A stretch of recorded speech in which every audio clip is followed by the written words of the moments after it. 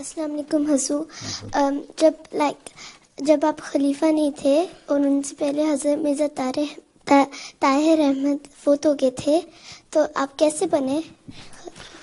تمہیں پتہ ہے خلیفہ بننے کے لیے جماعت میں ایک الیکٹورل کالج ہوتا ہے جس میں لوگ ہوتے ہیں کچھ جو الیکٹ کرتے ہیں مختلف دنیا کے عمراء اس میں شامل ہوتے ہیں، امیر جماعت جو ہوتے ہیں شامل ہوتے ہیں، اور مبلغین شامل ہوتے ہیں، اور بہت سارے اور لوگ شامل ہوتے ہیں.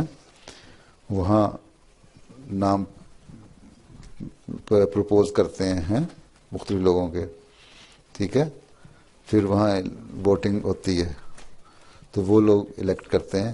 اللہ تعالیٰ ان کے دل میں ڈالتا ہے، کیونکہ پہلے اس لوگوں کو وہ نہیں پتہ، میرے متعلق کوئی نہیں جانتا تھا، بہت سارے لوگ نہیں جانتے تھے، لیکن بہت سارے لوگوں نے بعد میں بتایا کہ انہوں نے جب کھڑا ہوا تو اس وقت اللہ تعالیٰ نے دل میں ان کے ڈالا کہ اسی کو ووٹ دینا ہے. ٹھیک، بعض کو اللہ تعالیٰ نے خواب میں بتایا، نام بتا دیا کہ یہ نام ہے، اس کو ووٹ دینا ہے. تو اس طرح الیکشن ہوتا ہے.